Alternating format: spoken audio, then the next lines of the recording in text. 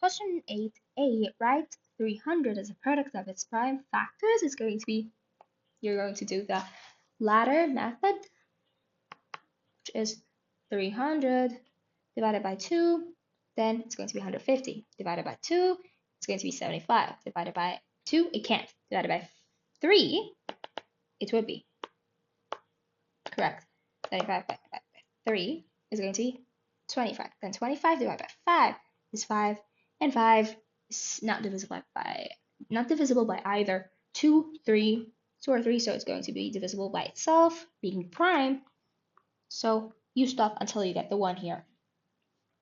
So it's going to be 2 to the power of squared times 3 times 5 to the power of 2.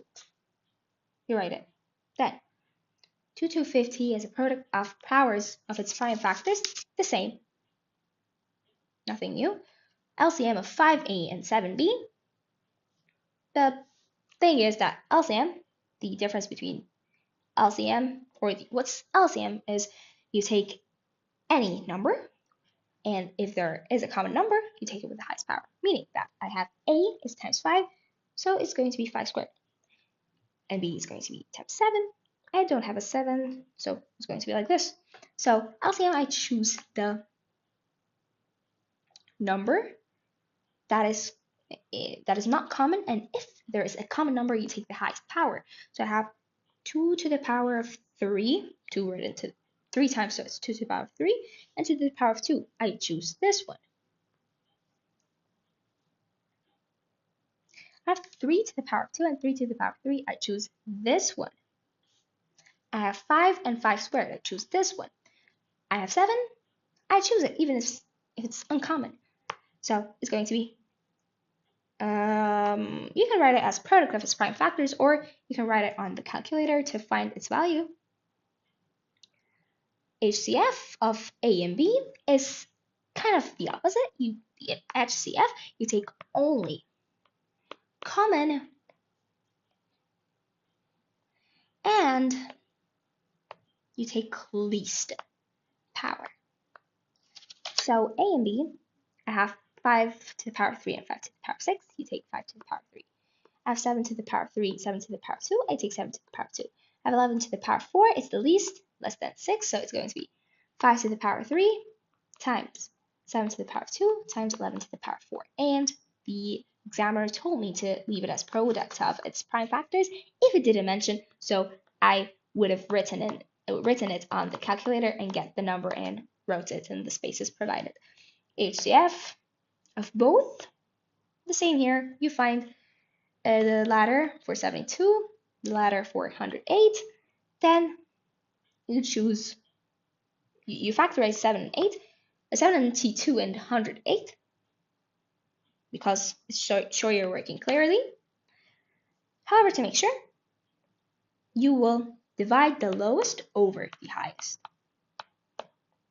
Then it's going to be 72 and 3. 72 over 108 is equivalent to 2 over 3. So to find out what is the HCF is going to be 72 divided by 2, which is 36. So 36 is the highest common factor. You know the answer before you do the steps. Then you do the steps, which is the latter way in which you factorize 72, factorize 708, then write the equations beside each other and take the least power and common terms only. This question is important. Sandy buys some packets of pens and some boxes of pencils for his stationery shop. Each packet of pens contains 9 pens. So I have a packet, it has 9 pens. I have a packet, it contains 12 pencils. Each packet of pen, the one packet costs 7.6 euros, and the one box of pencils costs 4.8 euros. Sandy can only buy full packets of pens and full boxes of pencils. I cannot take fractions or halves or 2/3 or no, I buy full boxes or packets. So he wants to buy exactly the same number of pencils as pens. That means that I find the LCM of pens to pencils. LCM of 9, which is equal to 3 squared, and 12, which is 3 times 2. Okay, 3 times 2 squared. You can do this by ladder or just write it because like 9 and 12 are small numbers. So the LCM is going to be 3 squared and 2 squared, which is 36. 36. To find the number of packets of pens or the number of boxes of pencils, you have to divide 36 over the number of pens. 36 pens in total over 9 pens equal 4 packets.